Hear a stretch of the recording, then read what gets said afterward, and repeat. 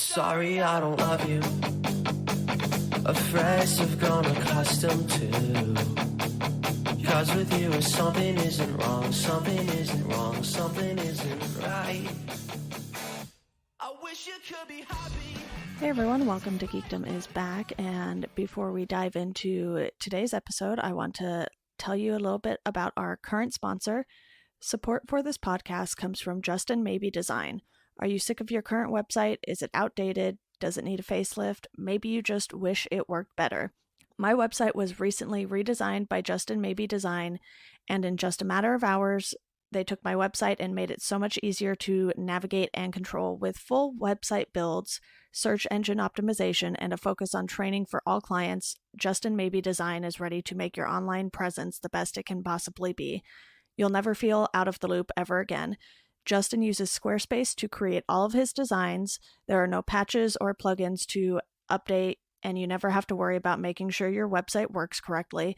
Plus, there are always tutorials and 24/7 support if you ever get stuck.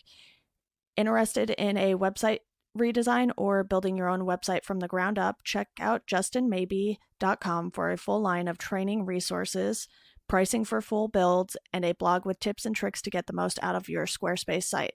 If you mention this ad, you'll get 20% off your first year of hosting. Again, that's justinmaybe.com, and his last name is spelled Mabee. There will be a link in the show notes, so you can just go ahead and click on that and mention this podcast, and again, you'll get that 20% off for your first year of hosting. And now we are going to go on to today's topic. We're talking all about Thor Ragnarok today with Mike Comite. He joined us previously to talk about Captain America Civil War, so we're keeping with the Marvel theme here. Mike, how are you doing? I am doing fine, and I'm so honored that you asked me to come back so soon.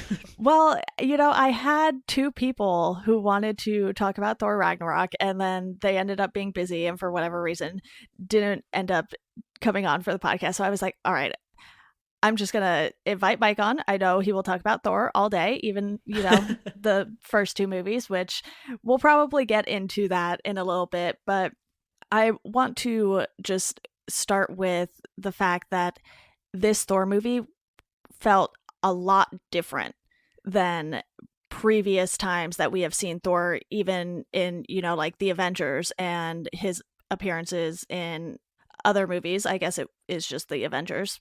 I don't know. There's so many movies I cannot keep track anymore. Yeah, no, I totally feel that. Like, I think just watching any like bonus featurette or any interview with the director, Taika Waititi, he kind of said from the outset that this was going, like, one of the producers, or I guess, I don't know, maybe you could just say Marvel's goals in general for this installment of Thor was to get, to really showcase Chris Hemsworth's comedic like skills, I guess. He's got moments in the other movies, even in Avengers 1 and 2 and Thor 1 and 2, even, like, as stiff as those movies could be in spots, like, there was humor involved in them. And this movie, that was their specific goal, was to make him more likable, I guess, more funny. And I think that carried over into Infinity War, which we'll hopefully discuss later. But yeah. Yeah, we definitely will touch on Infinity War because of where this movie ends. But there was a good amount of physical comedy in this too. And one of the moments that stands out is the get help scene where he throws Loki into a bunch of, like, I guess, guards, and they go to, steal the Grandmaster's ship and everything like that. But it's just one of those moments where you're like, okay, this is the kind of comedy that you can really get behind with a movie like this. Yeah, I think the director, he really, I think that's why they approached this guy, Taika. He's famous for comedy mostly. Did you see any of his other flicks before this one? I did not. I think this was my first exposure to him. He did this movie, What We Do in the Dark, or something like that, about the vampires. It was like a documentary about vampires, like a mockumentary about vampires that just live in New Zealand. And it's hilarious. And Boy was like a kind of like a dramedy that he did, like a Napoleon Dynamite style thing. And that's, I think, why Marvel approached him, along with a few other comedy geared directors to make this film. Yeah, like and the physical comedy definitely shines in this one. I think more so than in the previous films. He even put himself in the movie as the voice of Korg, I believe, too, right? Yeah, he was also, in addition to that, he you might not remember this. He was like one of the three. There's this three-headed alien that was off to the side during a lot of those like breakout scenes and like the Ragnarok scenes. I'm sorry, and the revolution scenes like that they're doing. And so there was. Yeah, he's the right head of the three-headed alien in that. Okay. I did not catch that, but when I was going through the IMDb page, I was like, oh, that's whose voice that was, because I was like, who is voicing this character? Yeah, I mean, you hear a New Zealand voice in a Taika Waititi movie, you got to assume it's himself. Yeah, and it added a lot to the character, too, because, you know, he's this big thing made of rocks and he has this soft-spoken voice, and it was just such a contrast that you couldn't help but laugh sort of the first time you heard Korg speak. Yeah, he said he wanted to capture this weird, like I think Taika's commentary was that he wanted to have a Polynesian bouncer feel to it. So like these big, massive, you know, Polynesian dudes that are just like really soft-spoken and sweet and gentle when you actually talk to them, but they look very tough and menacing. So I think he definitely made that work. Absolutely. And one of the main things that I want to talk about overall is just the pace of this movie, because when I was watching it, I think I was about halfway through it, and I literally felt like I had only been sitting on the couch for like 20 minutes. And I was like, wow, this is moving very quickly. And it felt like they spent enough time on Sakaar and on Asgard and switching between the two storylines before they came together for the finale. Yeah, it was really, I was surprised by the ability to like jump between those two settings and actually make it like a captivating narrative. I think a lot of criticism that I read for this movie or that I listened to in various podcast reviews was that they wish that the whole movie had been on Sakaar or something like that everything had happened there. And I think that's more like Asgard fatigue than anything else. I don't necessarily agree with that take, but it's just one I heard and, you know, gave some consideration to when I was evaluating this movie myself.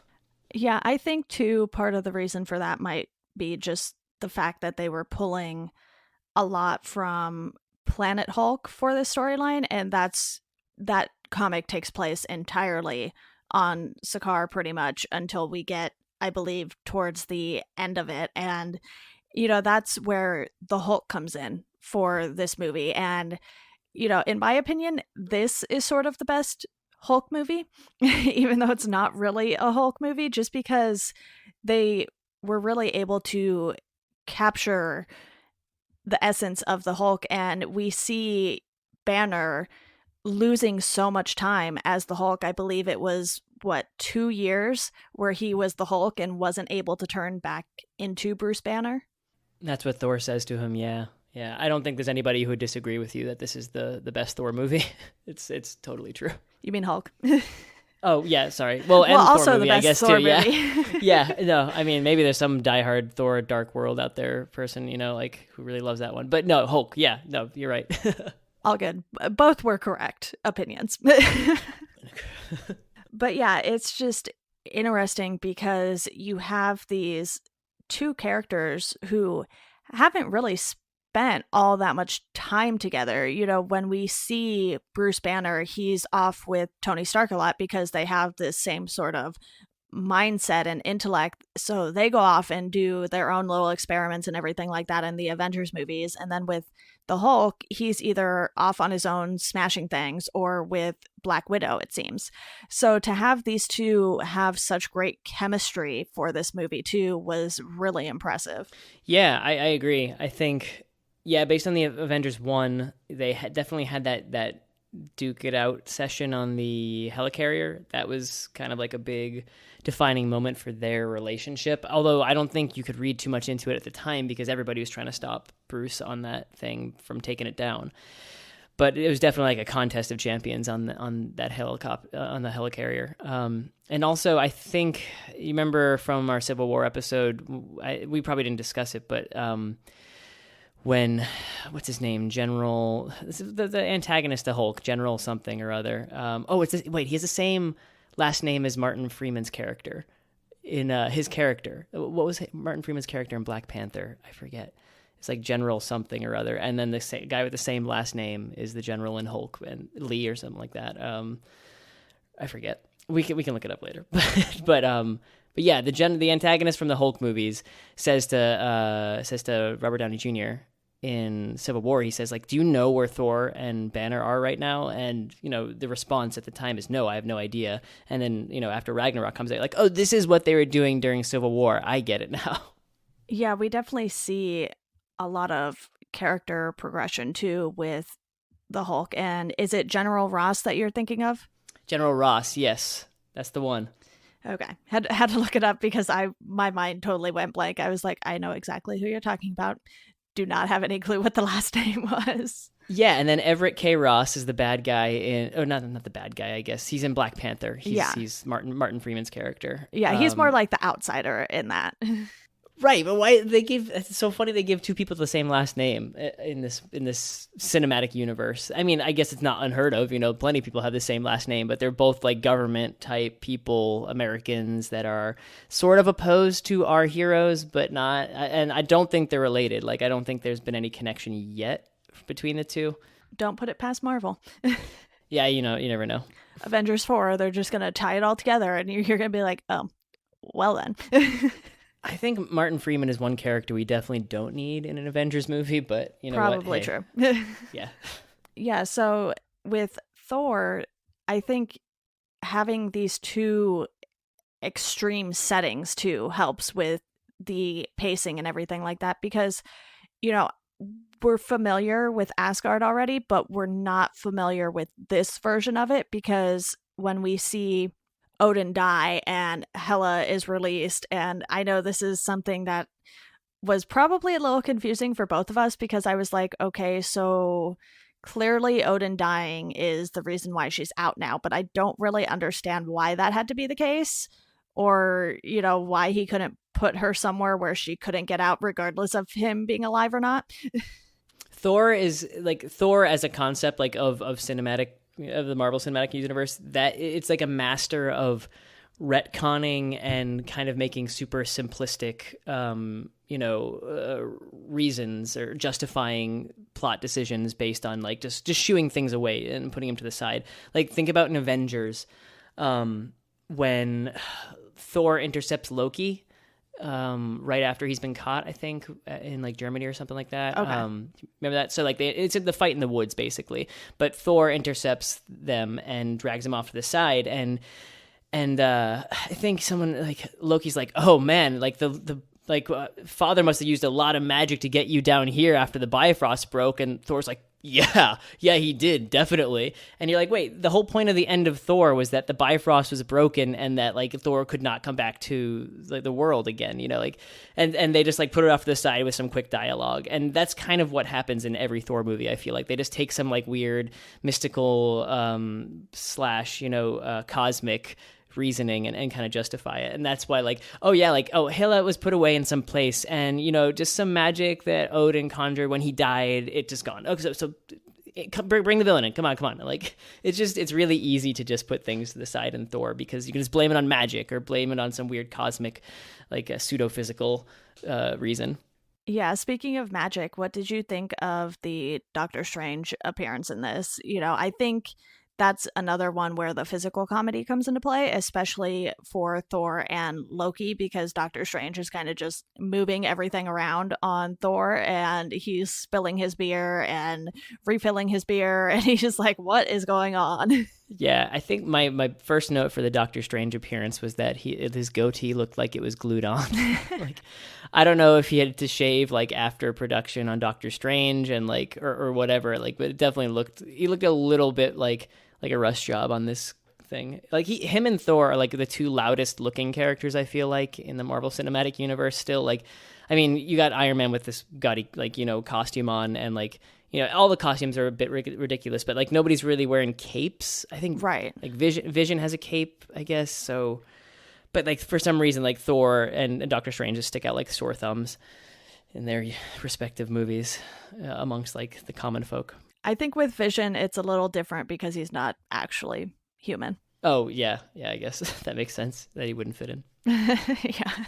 But I thought it was sort of a good way to incorporate another one of the heroes without having to bring in someone like Iron Man or, trying to squeeze in Black Widow to get through to the Hulk. And they technically did do that, but it was over the computer system in the Quinjet where, you have the recording from the previous interaction with her and the Hulk when he's in the Quinjet and going away. Yeah, I couldn't tell if that was a reshoot or if that was like actually the footage they used from Avengers 2. I couldn't remember. I'd have to compare them side by side, but it looked almost like a reshoot to me because her hair looked like a little bit less natural, like almost like it could have been a wig. Okay. Yeah, I think from what I was reading from the IMDb trivia, which is like my favorite thing to look at after any movie, is that Taika was he knew that the sets were being like torn down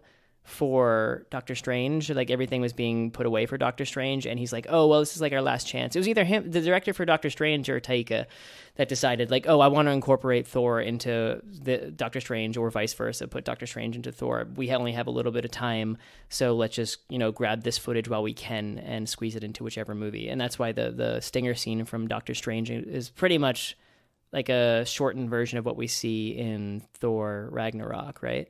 Yeah, I think so. It seemed like the refilling beer glass was a little bit different in Ragnarok than it was in the stinger scene. Again, haven't seen Doctor Strange since it came out. Yeah, it took me a while to watch Doctor Strange. I didn't watch it until it was on Netflix at some point, and I'm still fuzzy on the details, even though I watched it way later. But I think because of the magical elements that you have with Thor already, Doctor Strange made the most sense to bring in, especially when, they need to go find Odin just before he dies, pretty much. Right, yeah, miraculous timing on their part. Exactly. That was so not New York, though. When they're standing on the corner, like they shot in Atlanta, I'm pretty sure, or I think it was Atlanta. But it's just like they show that big, establishing shot of New York City, and then they're standing on a corner. You can clearly see they added like a matte background for some like skyscrapers, and the city buses are not New York at all. As a New Yorker, I feel like I need to point that out. That was definitely not New York City. Yeah, and these are things that sort of just stick in the back of our minds as we watch these movies, because we know for a fact that most of the production happens in Atlanta. So it's like anything you see overhead of New York, you know that's like a helicopter shot, and they're sort of just gathering them up probably as they film all of the movies, so they don't have to like keep spending a ton of money on that. At least that's what I would do, because that makes sense, but who knows. I wish I was the smart person that like just bought like a red camera and just went up on a helicopter, rented it for a day, and then just shot a bunch of great establishing shots for movies. And then it's like those subscription services you have online for like backing tracks for your podcast or whatever, or for like stock photography. Like I want to be the Getty Images of New York establishing shots. Just sell it to people. Be like, oh yeah, this is the camera I used, and this is the settings that were on it, and you can use this in your movie for the low cost of $5 million. Like, okay. All right, fine. It's cheaper than sending a crew. Yeah.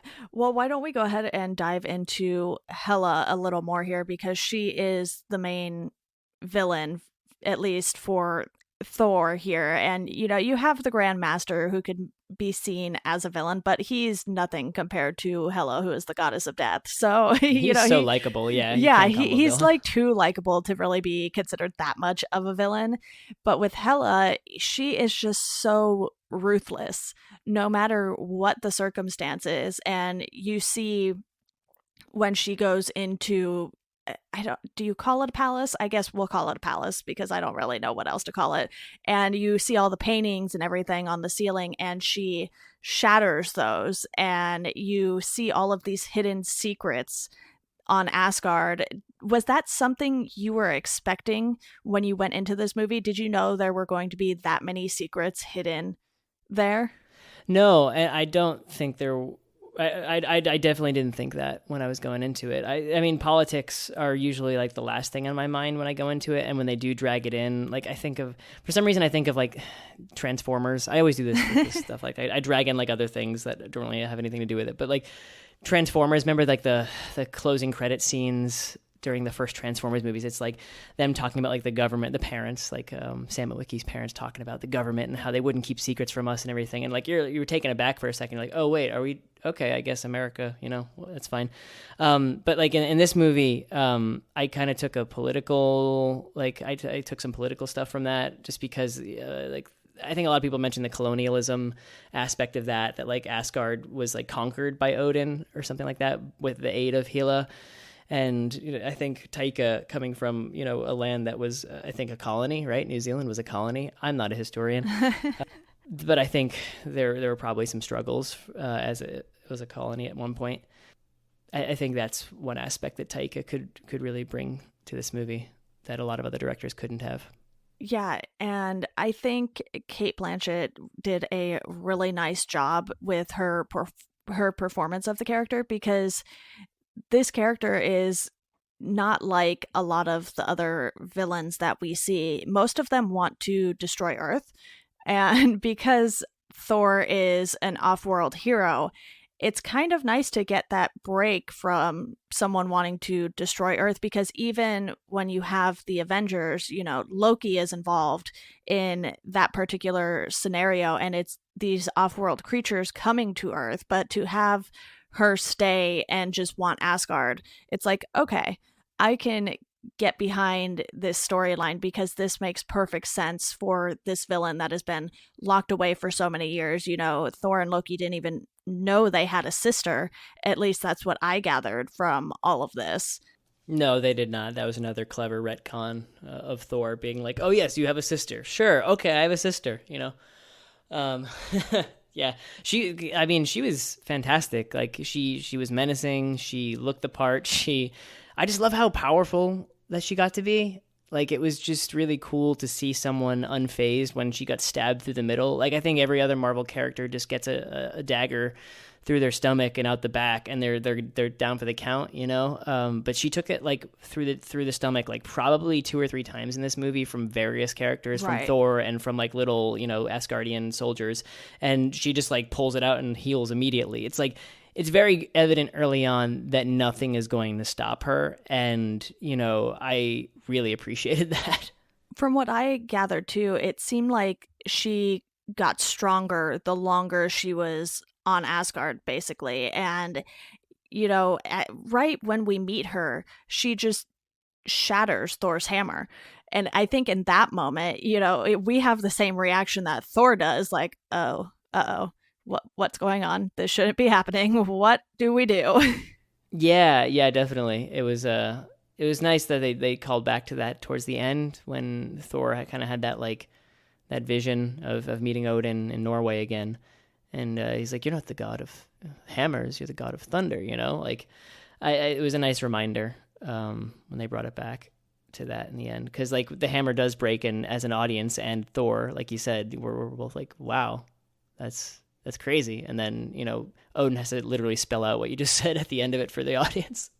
Yeah, plus the fact that this is the first time we're seeing her, and she's not even at her strongest yet. So, I don't even know what she has going on. She just like throws daggers that like grow out of her body. I don't even know what's happening.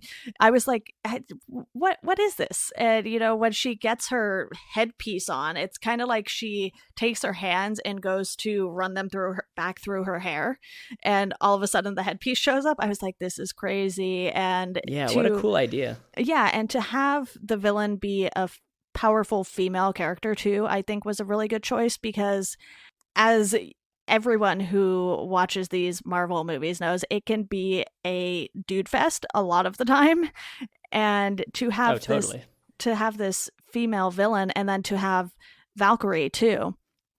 I didn't even know that the Valkyrie were a thing, and then they introduce Tessa Thompson on Sakaar, and at first she's this belligerent drunk kind of, and then you see her transform into the character she used to be before this movie started, which we don't really get to see too much of. We get little glimpses here and there when, Loki goes into her mind and makes her remember. But, to have both of those female characters, and even if Hela dies at the end, it's like, it was very refreshing, and they didn't sort of box them in like we've seen them do with other female characters in some of the movies. Yeah, I don't think there was anything stereotypically female about her. I think she was a really strong person, or Asgardian villain that, is on the same level as Thanos. I thought I was actually thinking they would have made a great couple.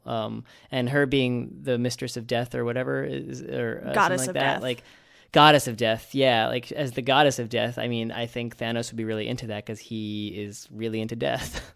Yeah, literally, there is a character named Death that he just tries to impress all the time. As that's more in the comics. I don't think they've really touched on that in Infinity War, because that would have just been introducing yet another character.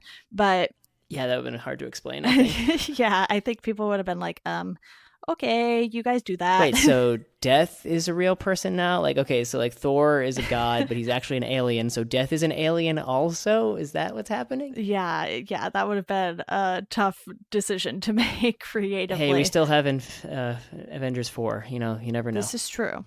And they have to do something, because I'm sort of confused on that. But that's another podcast for another day. And, why don't we go ahead and talk about Sakaar a little more, because Thor and Loki both end up there after they sort of fall out of the Bifrost, I guess, because Hela chases after them, and Loki gets there weeks before Thor, and they only fell out of the Bifrost like, I don't know, what, 30 seconds apart, if that? Yeah, it's interesting. Relativity stuff going on there. I was just like, what is time? I don't even know anymore. It's light speed, I don't get it.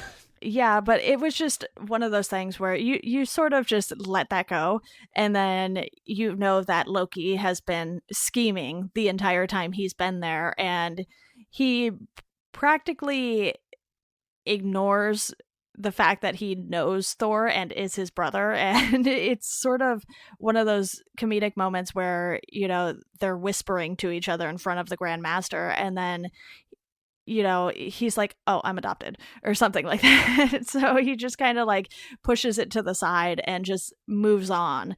But in the end, Loki ultimately does do the right thing. And I know you have some things to say on Loki here. Oh, yeah. Where's my Loki stuff? Well, I mean, like, it was mostly just like, Loki again. There he is. Like, enough with the Loki. That's like, he's just like, he's such a fan favorite that I understand that he has to be in every Thor movie and has to consistently just be dying and coming back to life.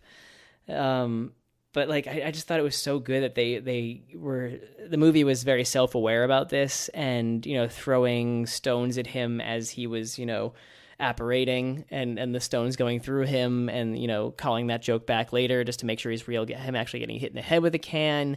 And of course, he's like, I'm not a witch, and he's like, then why do you dress like a witch? He does. He's dressed in a black suit with like this super super pale skin and like long like greasy black hair. Like, yeah, he's dressed like a witch. So like, I'm not a huge Loki fan, but this is definitely my favorite appearance by him in this one.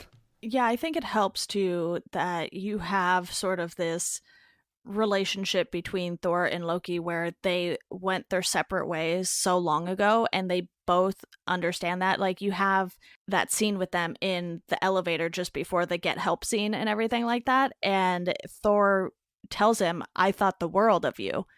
And you can sort of just see something change on Loki's face in that moment. And even if it's only a split second, you're like, okay, even though they are drastically different people, that moment makes it feel like that Loki is going to come through for Thor. Yeah, I mean, they did a lot of coloring in the backstory of these two, and like they're all like verbal exposition pieces, like talking about the snake thing, and stabbing Thor, like Loki making a snake and then scaring Thor and then stabbing him, and then like turning him into a frog or something like that. That was another thing they talked about. And I feel like we got more about their relationship from those interactions than we did in like Thor 1. Maybe it's just been too long since I've seen Thor 1, but like, you know, like I felt like I understood the way they were telling those stories. I felt in Ragnarok, I felt more for their brotherhood or adopted brotherhood or whatever you want to call it than in the past 2 movies. Yeah, I think they did a very nice job making it so that if this was the only Thor movie you had seen, you'd really understand both of those characters as brothers, despite not having seen the first 2 Thor movies. Or I don't know who would have watched this who hadn't seen the Avengers, but maybe there were some people. So they did a nice job with, like you said, filling in those blanks. But on Sakaar too, that's where we see Valkyrie the most. And I want to talk about her because she has sort of fostered this relationship with the Hulk. And you know, they play on that later when he turns back into Banner, and they're both kind of like, I feel like I know you. And it's just a nice moment. And then, you know, you see later Banner jumps out of the plane and he crashes onto the bridge without having turned into the Hulk just yet. So it's like another one of those physical comedy moments where you're like, oh, that had to have hurt. Yeah, I was surprised that he lived through that. Yeah, and then shortly after, the Hulk takes over and you're like, okay, you were a little late to the party, buddy. Yeah, I think, like you said, Tessa, in that instance, like the whole I know you, I think I know you thing, like that relationship really... They're like Banner and Tessa, or Banner and Valkyrie's relationship, I felt like was a great foil to Thor and Valkyrie's relationship. Like, it got Valkyrie to open up. Like, she's just like a hard ass, you know, like super powered, you know, drunk, like you said. And she's playing that so hard up until she comes in to Hulk's room. So when you start seeing her like having the play fights with Hulk and, you know, and then when she meets Banner again and she's like, she makes those faces. Do you remember the faces she's making in those parts? Like when she's like, oh, I think I know you too. She's like, weird, right? Like she breaks character, but like in a good way to see, like, it gives her like it makes her 3-dimensional, I guess, you know, cause she's very, very one-sided until she sees Banner for the first time. And then when you mentioned a second ago, when Banner transforms into the Hulk, it cuts back to her on the yacht, and she's just like, she makes that weird like face, you know, like, yeah, like I thought that was so good that she did that, and they cut back to her. It just like, I know she's not a human per se, but like it definitely humanized her. It made her easier to like, because before, up until that, you're just like, oh, come on, give Thor a chance, come on, and she won't do it. And as much as Thor admires her and is like, you know, bowing at her feet, you know, he's in awe of her, but she still gives him nothing. And then finally you start seeing her be more likable and happy and stuff like that. And it was just cool, like to that they made her like a full person instead of just this one thing. Yeah, I really liked that she didn't budge when he first mentioned Asgard, and you are sort of expecting it to just be this simple thing, and she just gives in, but she doesn't. And I really like that about her character because she is so strong-willed, and you know, we do find out that she went through this horribly traumatic experience too, so they really do a nice job of having her character progress to where she remembers the love that she had for Asgard, and she ultimately goes and helps save all of the people. Oh yeah, I mean, talk about that, because I mean, on the one hand, like, there's you could just make her like a really mean character, you know, like, and that's it. But they gave her a reason to be mean. Like, you see after what she went through on Asgard, like, she's totally validated in having that stance towards that place. It was just a terrible, terrible thing that happened to her and her comrades, and I don't know. It just, yeah, I can't stop gushing about like the writing in this movie. You know, I just think it was fantastic how they took the time with every character. Yeah, this movie really made it feel like, okay, this is the Thor we want to see, and this is the Hulk we want to see too. Because even though, you know, he was Hulk for 2 years, and you sort of see everything coming back to Banner once he, changes into Tony's clothes and everything. And he's still, like he's tugging at Tony's jeans. He's like, these are too tight. Tony wears his jeans too tight. And, he doesn't completely forget who he is as Banner. So I think that helps too, because in the end, he makes the comment that if he turns back into the Hulk again, he might not be able to get Banner back, but he still jumps out of that plane anyway. Or ship, whatever. It's a ship, yacht, plane. It's all the same. Yeah, no, he lost 2 years as the Hulk. That means he might lose another 2 years off his life. I don't know how he ages while he's the Hulk. Like 30 years go by. Is he going to be 60-year-old Banner when he comes out? But like, yeah, I mean, that's like just not an appealing thing to lose so much time. I mean, it's like sort of hearkening. I think they do this in the comics a fair bit. Like they hearken to like an alcoholic or something like that, like when he's losing time in this way and like essentially just black out the whole time. And you can see why it would be unappealing to a human like that. What the only kind of shortcoming I thought, which is probably not actually a shortcoming of the writing in this one, is that I felt like they did have to restrain the Banner arc a little bit. Do you know what I mean? Like, yeah, like there were aspects of his character that they could have gone into further, that I was waiting for the predictable plot line of Banner seeing the festival, celebrating, because you have that weird throwaway line by the Grandmaster that's like, oh, everybody, their champion's missing, so everybody go out there and celebrate him. And you're like, okay, why are they doing that? Okay. And then they start having parades and like shooting off the green powder and wearing Hulk masks around. And I expected Hulk to do like a Planet Hulk thing and to see like, oh, they love me here. Like why would I ever leave this place? And I expected him to put up more of a fight towards Thor in leaving. But yeah, and they definitely did not chase that down. And also the conflict, like you said, there's a conflict in terms of like, am I going to go be the Hulk again and lose time? It didn't seem like such a hard decision in that moment. Like he knew the right thing to do was to become the Hulk, and there was no struggle with it. Like he just jumped out of that thing, and we don't know what was going on in his mind, but we can guess it was heavy. But they didn't dwell on it, I guess.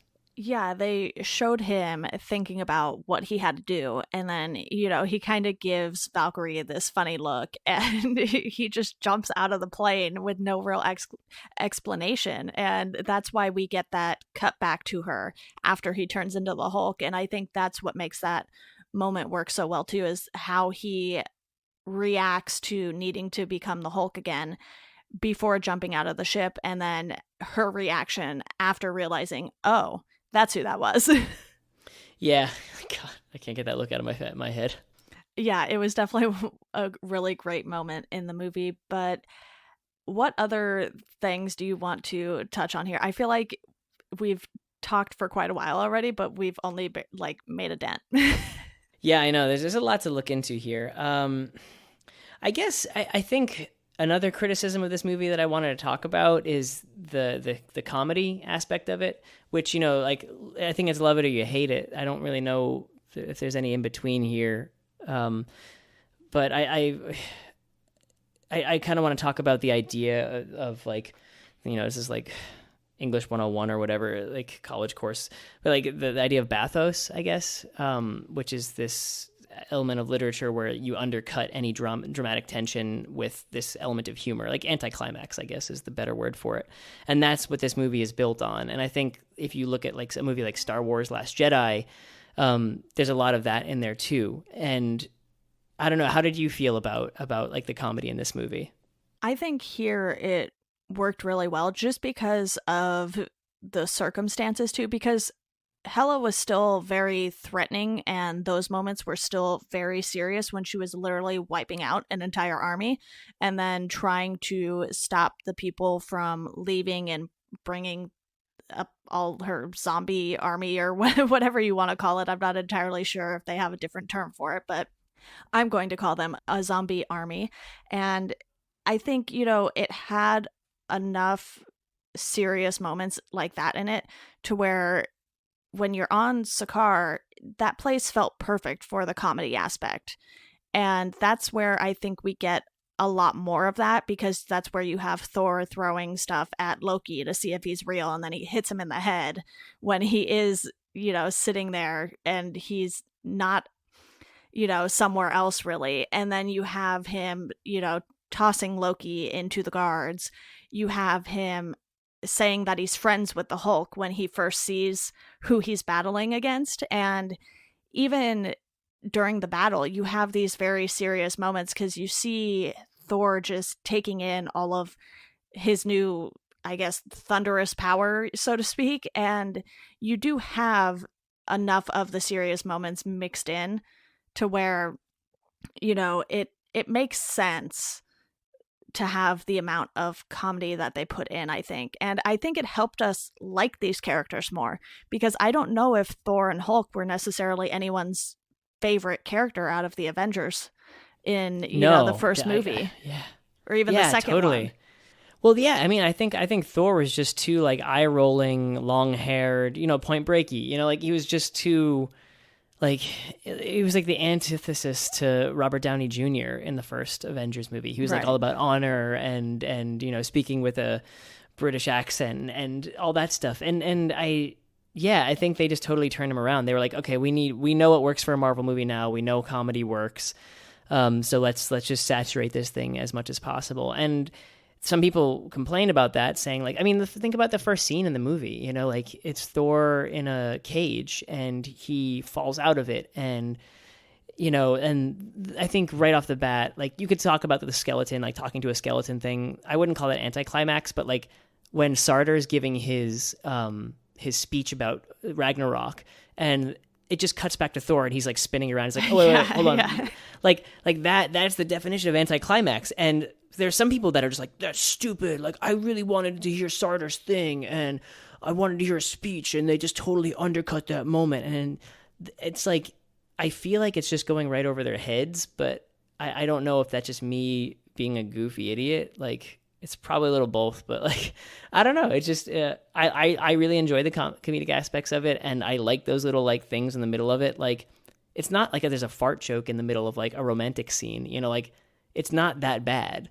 It's like all the jokes are well placed and well timed, it works. And I don't get the people that don't like it, but I just thought it was worth remarking on.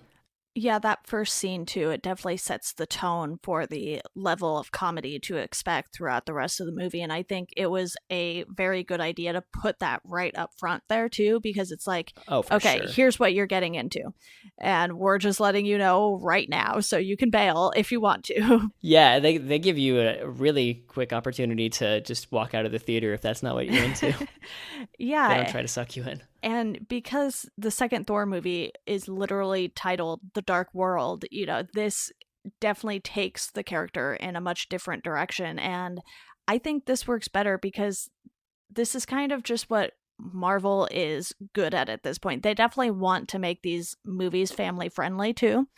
And they definitely do that in this one. And I think, maybe the most inappropriate moment is when Hulk gets up out of the hot tub and does not bother getting dressed when he walks to the window. That's in my brain. Yeah. That was great. Yeah, I don't know. It's just, that's, it's a good moment.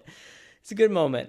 It's like, it's also, I think it also brings the bond between Hulk and Thor closer, because how many other Avengers have seen each other naked, Not many. And like, granted, Thor wasn't naked, but like, now him and Hulk have that thing. Here's the thing, this Banner, remember that though? I don't think he does. I think Hulk knows that they have that connection now, but Banner may not remember that. Yeah, probably not, because of the fact that he's lost 2 years. And when he turns back into Banner, he's like, where am I? He doesn't even know where he is or what's going on. He has no idea about anything, and his brain just starts like firing. And even he's like, okay, wow, there's a lot happening in my brain right now. I think one of the other things to talk about is the revolution. You mentioned it a little earlier on, and I think their escape from Sakaar was really well done too. And of course they have to leave through, what is it, the devil's anus, they call it? Yeah. Whose anus? Yeah, it was great.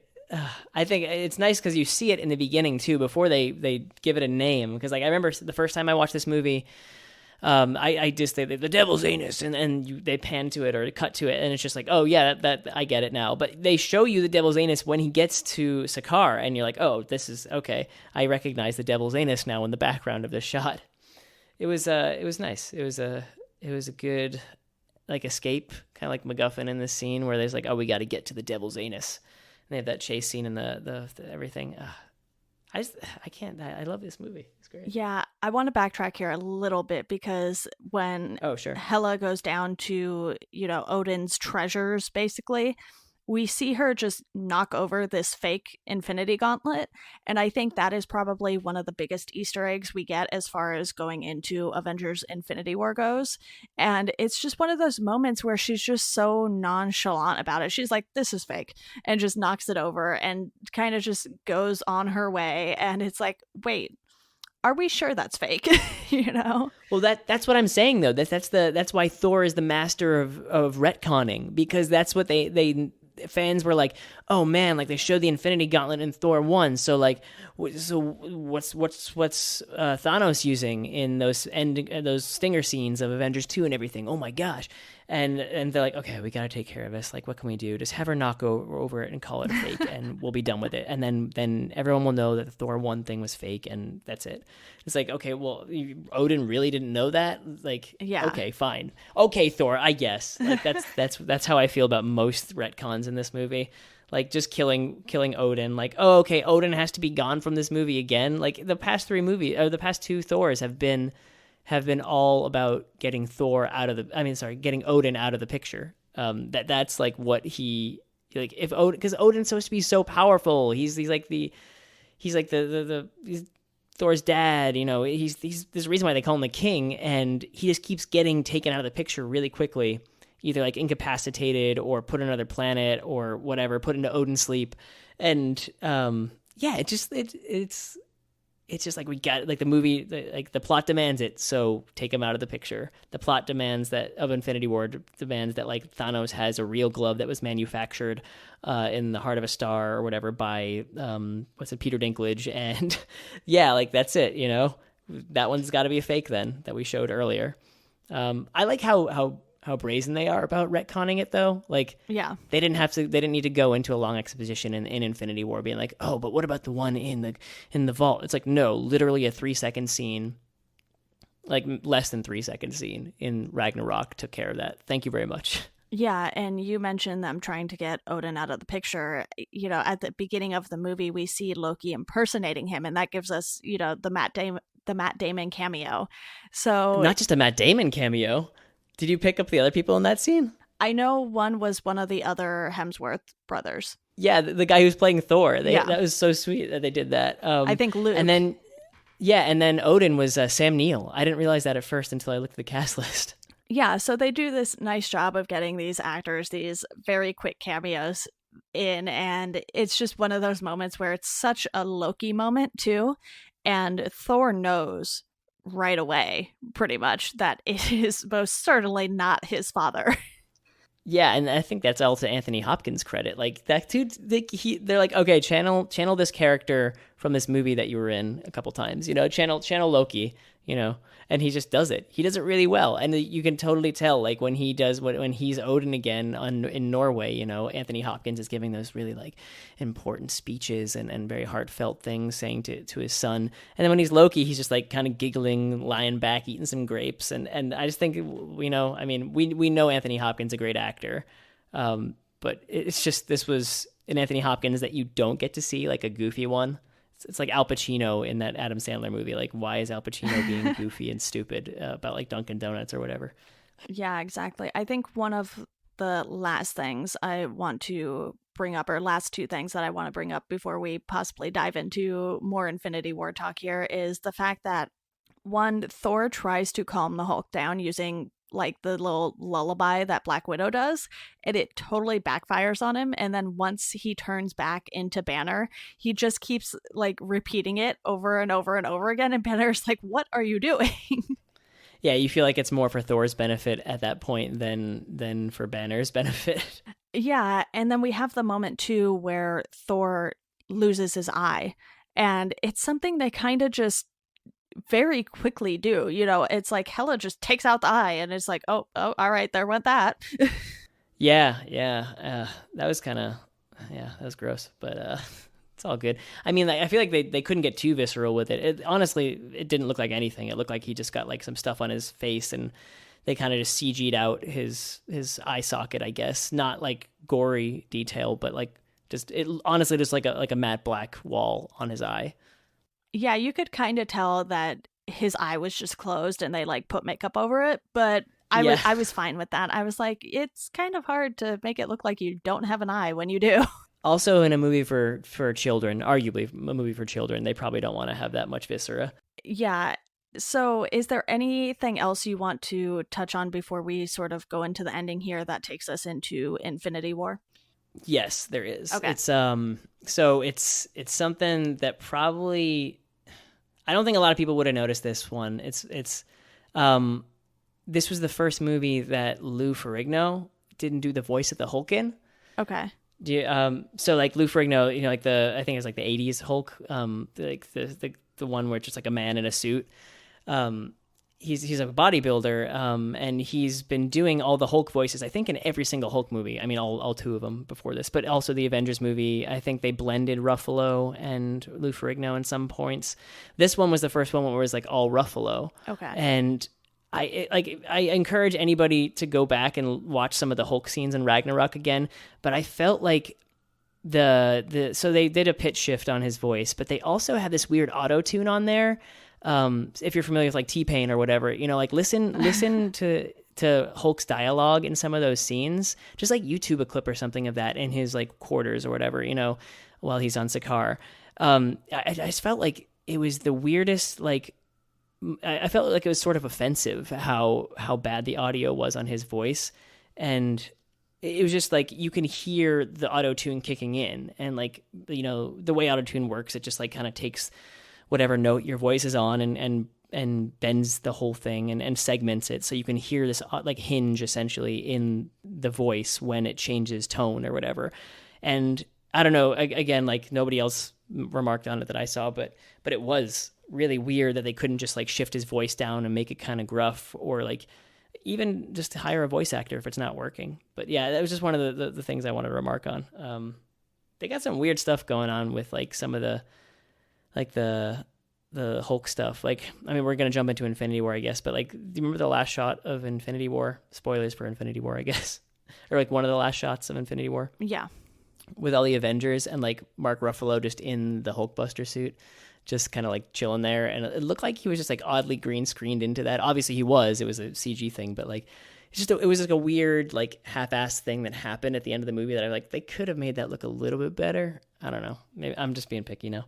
I totally know what you mean with his voice, though, because when I was watching the movie again, I was like, something sounds different, and I couldn't quite place it because I hadn't looked on the IMDb page or anything like that, and I hadn't put too much thought into it. So when you had that in your notes, I was like, oh, that makes sense. That's why everything was different. Yeah, I mean, like, I think they took his, I mean, they probably ADR'd it, I guess, but I think that a lot of the dialogue was like having Ruffalo stand in and deliver that stuff, did you notice when he talks about like Hulk, like raging fire, Hulk, like Thor, like smoldering fire, and like, and Chris Hemsworth like laughs afterwards. Like, I feel like there's like one other break in the movie that they kept in because they just thought it made sense with the characters. But like Thor laughs, like visibly smiles or something. And I thought it was so weird that they kept that in because it looks like a blooper that happens, but like there's a giant CG character in the blooper, so they had to put effort into keeping this into the movie. Like, I forget what the other break was where somebody just starts laughing. I think it was Loki at one point. I think I can't remember, but it was there. And yeah, I just like that this is the type of movie where you can, like, an actor can break and it can still work in the film. Yeah, and it wasn't something that took me out of the movie either with his voice being different because I was so focused on so many other things in the movie too. Yeah, maybe I know I'm just being picky on that one, but seriously, like the you can hear it auto-tuned. It sounds like T-Pain. It sounds like a lower T-Pain. I wonder if it makes a big difference seeing it in the theater versus watching it on like speakers at home, because I just rewatched this on Netflix the other day, and I had seen it in theaters when it came out, but I honestly don't remember what it sounded like in theaters. Yeah, I've only seen it twice on digital, like on my home stereo, so who knows? Maybe it's just my crappy speakers. Well, let's go ahead and talk about how the ending leads us right into Infinity War. Basically, everyone is on the ship now. They're able to get most of the people to safety. There were obviously some casualties, and you have this moment where they're just out in space and Asgard has already been destroyed, and this ginormous ship, I mean, it is like the size of a planet practically, just comes into their view. You see everything get dark, and then you pan out to the shot and you're like, uh-oh, this doesn't look good. Yeah, especially coming off that, like, you could like arguably what you could call a victory for the Asgardians. Like they got away safe. They took out Gila. They, their planet is in ruins, or it's space dust now, but they did it. And then that happens, and then like Thanos shows up at the closing credits. Like, it's weird because it's a stinger scene technically, right? It's a mid-credits stinger, so it's like happening, and you're not really sure how to feel about it when it happens in Ragnarok. You're like, oh, this big thing is showing up. I bet that's Thanos. Who knows what's going to happen? Shrug. And then Infinity War, the opening scene, like the over the production, logos, you hearing like the radio calls, the distress calls from that, and you find out that half the Asgardians, or all of them, I don't really know at this point, just get massacred. And that, to me, it was like such a bummer when that movie starts. Yeah, I do like how they just made it a direct continuation, though, because then you're like, okay, if you've watched all of the movies up until this point, you know exactly where it's picking up from. Yeah, I think anybody who hadn't seen Ragnarok is probably not going to be up to speed with that one. Well, they missed out. Well, that's how I was when I saw Avengers 1. When I saw Avengers 1, I hadn't seen Thor. So I had no idea who Loki was, really. I didn't know what the Tesseract was. I didn't know why the Tesseract was on Earth. So yeah, I understand the feeling of coming into a movie and not really knowing who is what. But I mean, they definitely envelop you really quickly with all the MCU. You're pretty welcome right off the bat if you can make it through the first scene. Yeah, so how did you feel about the losses from Thor's world that happen in the beginning of Infinity War? Because we actually didn't talk about Heimdall at all, but he does have a fairly important role of protecting the people of Asgard before, Hela comes and tries to ruin everything. So he has this role that's been different in the past movies. Usually he's just sort of over at the Bifrost, and we see that someone else is there in this movie. And then, he obviously, spoilers. I would hope most people have seen Infinity War by the time this comes out, but just in case, I'll put a spoiler warning for this portion of the show. And, at the beginning, we see Heimdall and Loki both die at the hands of Thanos. Yeah, that's a lot. I mean, it makes me think of, this is literally my favorite thing to do with you, I think, is to just make like stupid movie references to talk about what we're talking about. But Aliens, you ever seen the Alien saga at all? I have not. I'm really bad at watching movies for the most part. Okay. Then you know what? I'm going to stay away from this because I don't want to spoil those movies for you. But anyway, anyone who's seen Aliens 2 and Aliens 3 will know what I'm talking about. And I won't say anything after that. But yeah, it sucks that they got rid of those two characters right off the bat, and I don't know if they're going to come back. I think with Infinity War, when you see the snap and what happens as a result of that snap, that we can assume that Black Panther will be back for a sequel. We can assume Spider-Man will be back for Homecoming, which is currently in production. Homecoming 2, I guess. And so but I don't know if Loki is really gone for good this time, or if Heimdall is coming back. I feel like Loki has cheated death too many times for this one to not stick, because when I did the Infinity War episode, we talked about what deaths would possibly be permanent versus the ones, like you said, Black Panther and Spider-Man, who we know are coming back. But, with Heimdall, Loki, and even Gamora, you have these three characters that they're not the most important people necessarily. You could argue that Gamora is more important to Guardians than, Heimdall is in Thor, but it's one of those things where those three characters aren't as major as the rest of the Avengers, basically. So they're a little more expendable in that sense than characters like Spider-Man and Black Panther, because those characters made them a lot of money, and Black Panther more so than Spider-Man. But everyone that I have talked to about the Spider-Man movies seems to really like Tom Holland as Spider-Man. So it's one of those things where you sort of have to pick and choose these characters whose deaths will impact the fans in a big way, but you're not giving up these big characters to do so.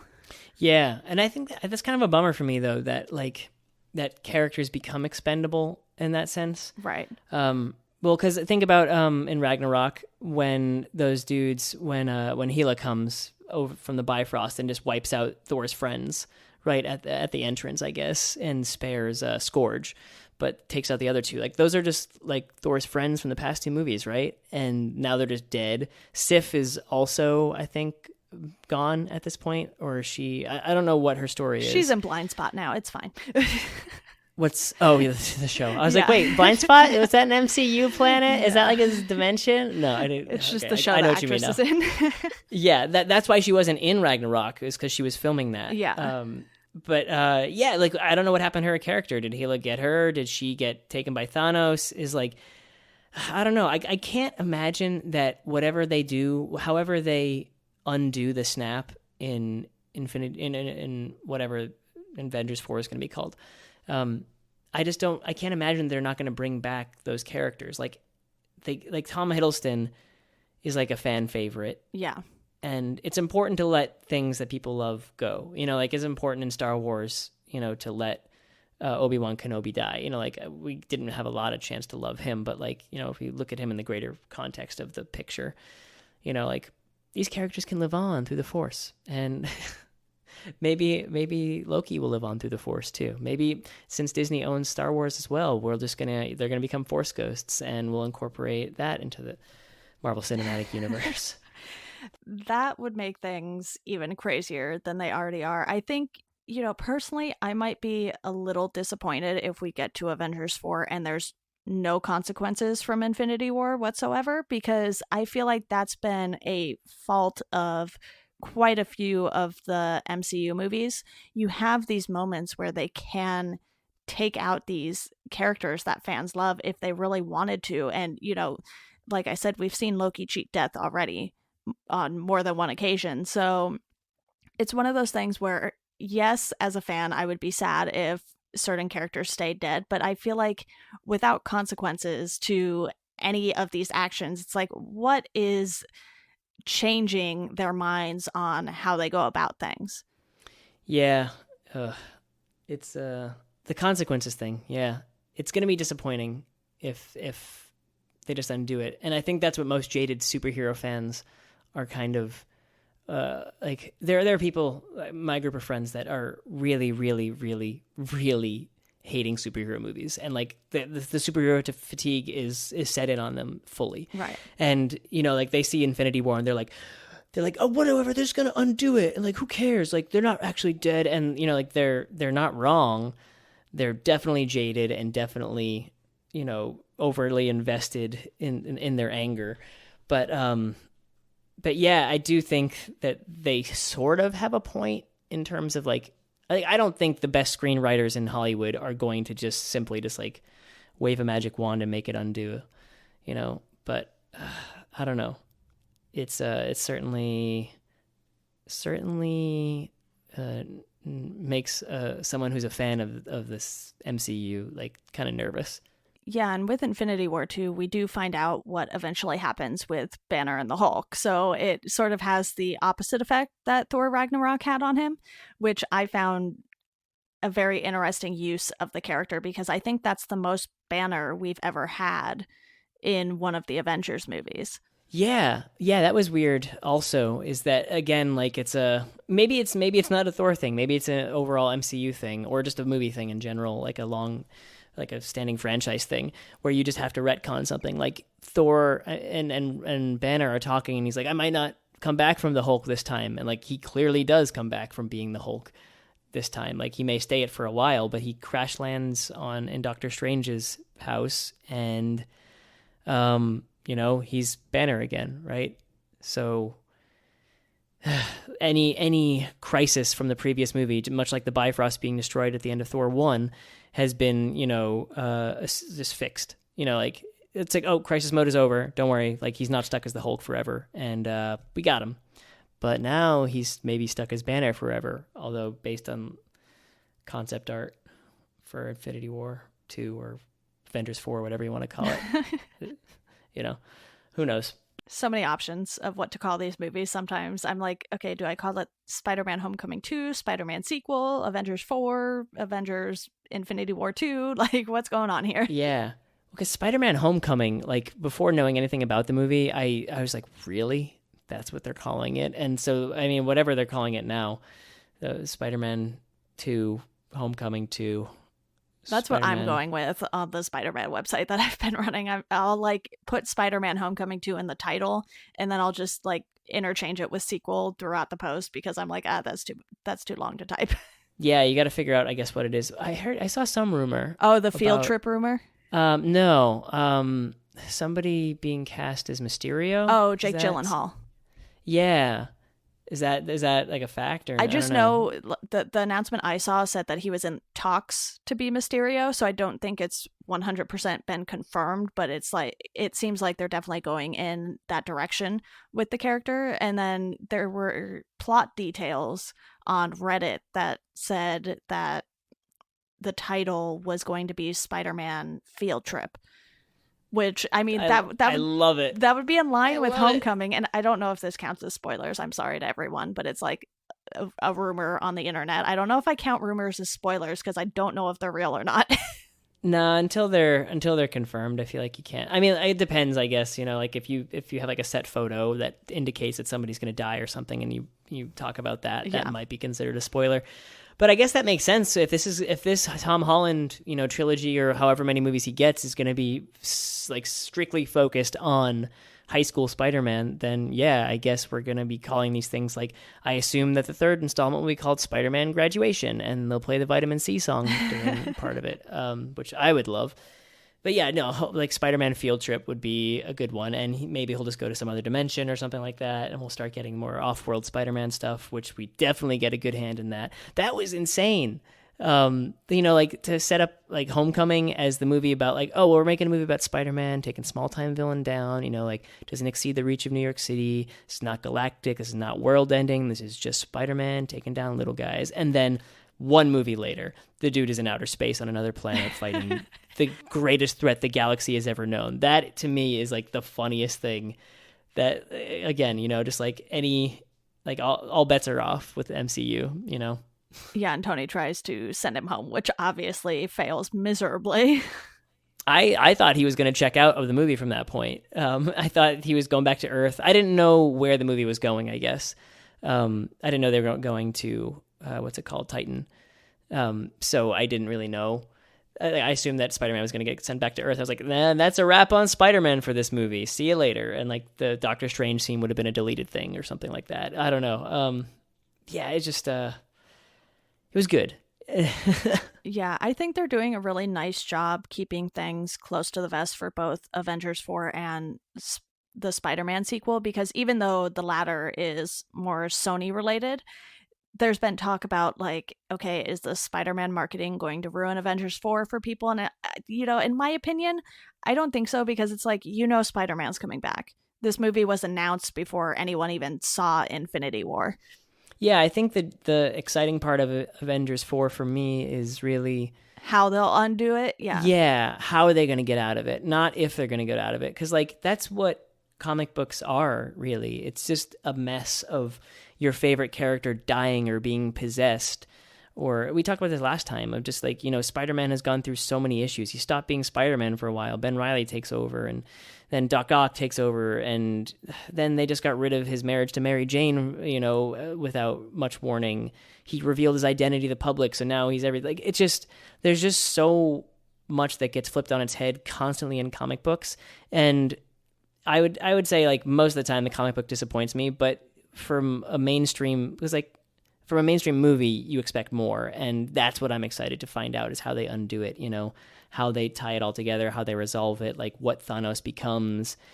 I don't know. It's all exciting to me, and I look forward to it a lot more than I look forward to pretty much any movie that gets released. Like it feels stupid to say, and maybe it is stupid to say for me, but like it's probably like the most enthusiastic I get about going to the movies every year is when like a good movie comes out that is in the Marvel Cinematic Universe. Yeah, well, we have Ant-Man and the Wasp coming up next, so oh man, if the Wasp blows away in the wind at the end of the entire movie, if they like it's just closing credits and Stinger seeing like, oh, what's happening, and she just fades away, I'm gonna be so disappointed. Well, let's hope that doesn't happen, because that seems like a really bad thing to do to that character. Oh, it's just too predictable, Yeah. At this point, they've got to edit that scene out of the movie if they've already done it. They're not gonna let something that predictable happen. Yeah, exactly. Well, Mike, thank you so much for coming on to talk about Thor Ragnarok and more here at the end. I will definitely keep you in mind for some future Marvel episodes. I know I haven't talked about Spider-Man Homecoming yet. I'm going to have to check with someone, see if they still want to talk about that. Because, sometimes, people will claim topics and then they never happen. So we'll see what Marvel movies we can find for you. I will be your go-to pinch hitter on any movie that you ever want to talk about, Marvel or not. I'll talk about DC. I don't know anything about DC. I'll come in and talk about that. Whatever. It's all good. Well, I will definitely keep you in mind for all of those things. And again, thank you for coming on. And to our listeners, as always, thank you all for listening, and we hope you enjoy the rest of your day.